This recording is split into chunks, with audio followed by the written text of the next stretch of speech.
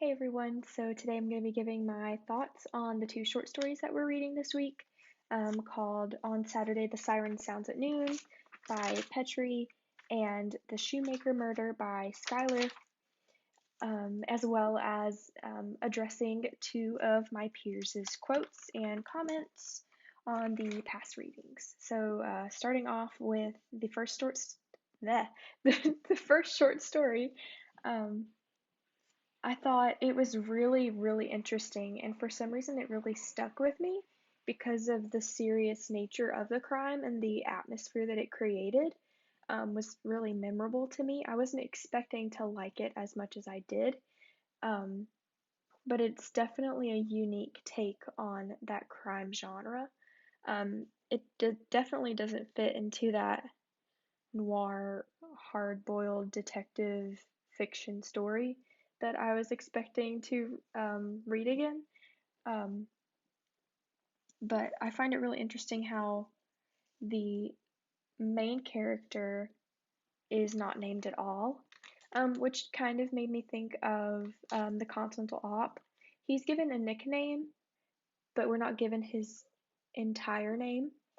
Um, but here, this main character, he's not given a name at all, which is really interesting. And I think it's also interesting that we finally see a little bit of representation in this genre. We see some people of color in here, and we see that the main character is a black man. But it's really interesting that he's not given a name or a nickname. But I was thinking that it is because he's only characterized through his violent and ominous angry actions and behavior, and the way that he thinks. It's also interesting how his wife is named, but he is not. And I was questioning why she was given a name if he was not, but I began to understand that a couple of other characters are also named, and this is mainly to give, that kind of juxtaposition that um, that we're kind of in his head and we're only seeming to find a true sense of his like identity and personality through his thinking and exposition, and not necessarily his name, which is really interesting. I also found it really cool how Petrie uses like sound description in here. It's really haunting the way that it is described and the way that this siren sound continues throughout the whole course of the story. So on first inspection, I really thought that the siren was kind of like an atomic bomb drill. Like it says on page 116 that it was a low, weird moan that gained in volume.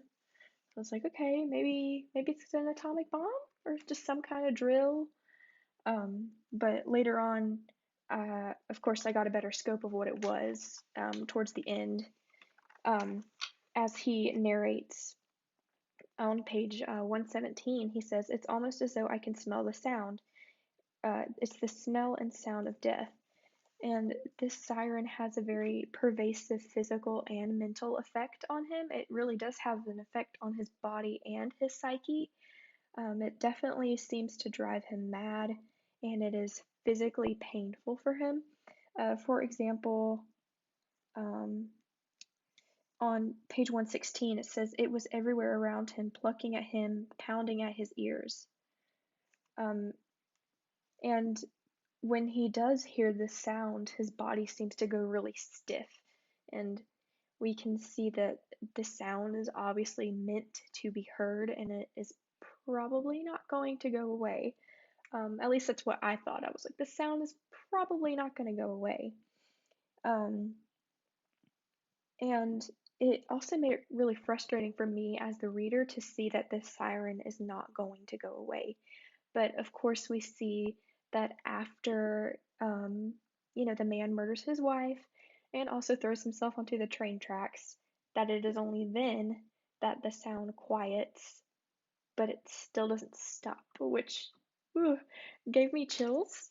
Honestly, I was not expecting for it to have that kind of effect on me. But obviously, at the very end, we see that the sound is very faint still, but it is constant. It is a constant sound. Um, but going into the shoemaker murder, right into it, I thought it was really interesting to see a black man as the detective slash private investigator character. I thought that was really cool to see this kind of representation in such a Eurocentric archetype. I thought that was really cool. And he kind of reminded me of Sam Spade, the way that he was really thoughtful and introspective, because he's pointing out even the smallest details that are oriented around this murder, trying to figure out who did it and how it happened. Um, and of course, like he as a character is very detail oriented. He sees the small strand of cloth on this hunchbacked man, and he theorizes that he changed coats, and it's really cool. It kind of reminded me of Criminal Minds, but a little bit older. It's really cool. And um, basically, this guy confesses without even like really meaning to because he's like, I didn't kill him, and they're like, well, we didn't even ask you if you did, and we didn't even tell you why we called you in here, so you basically confessed to the entire murder. Good job. um, and I thought it was really interesting how we got to see Detective Burns' thorough thought process, him trying to piece together what happened and who committed the murder. It was so cool how he pointed out that, the only person who could fit through a coal hole was someone who was really short, and just had a very different stature. And that's, of course, why he picked the hunchbacked man. He says, I figured that only a small fellow could get through that coal hole, and I was sure that it was a man and not a boy. And of course, this sums up, um, who did it, how he picked the man. And later on, he even sums up how this man became hunchbacked.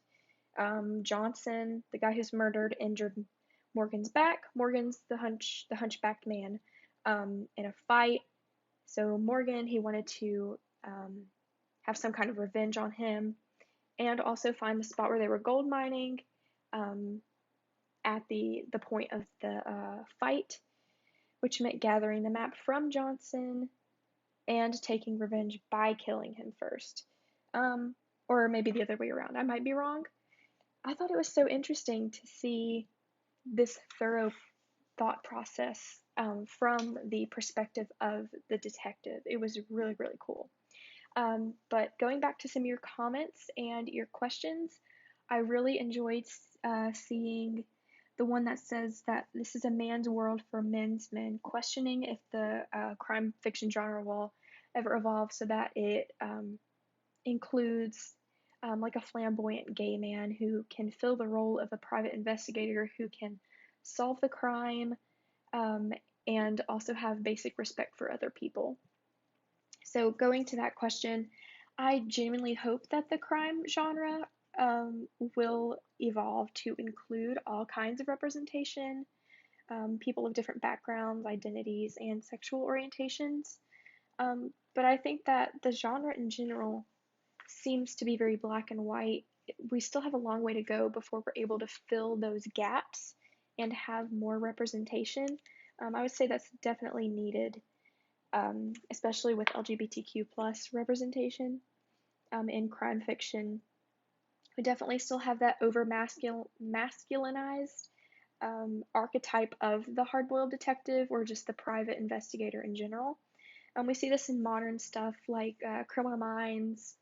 Yeah, the person that comes to mind automatically is Hotch from Criminal Minds. He's obviously very masculine and very serious and firm. And I think the reason why is because, firm, very masculine, dominant men are seen as more focused and assertive, and therefore more, I don't know, I guess better at their jobs. I'm not sure. That's my only guess. Um, but hopefully that's something we can address and speak up about so we can get better representation in the future and show that there are different kinds of people and different kinds of people in professions. And real life ought to be represented in that kind of genre as a whole. And for the second one, addressing the comment about emascul- emasculation and hard-boiled crime fiction, I definitely agree that it not only poses a threat to women, but also puts a ton of pressure on the male protagonists as they constantly question and re-question their male identity. What this genre has seemed to fail to recognize, for me, this is what I believe, is that masculinity is a spectrum and that a man does not have to fit into that single mold of the dominant, like stern, serious man. Like they don't have to become like a macho man in order to be taken seriously.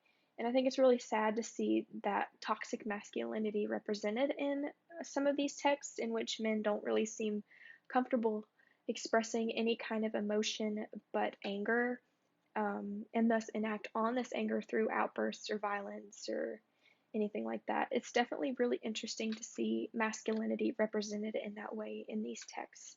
But that's about it. It was a little long, but thank you for listening anyway.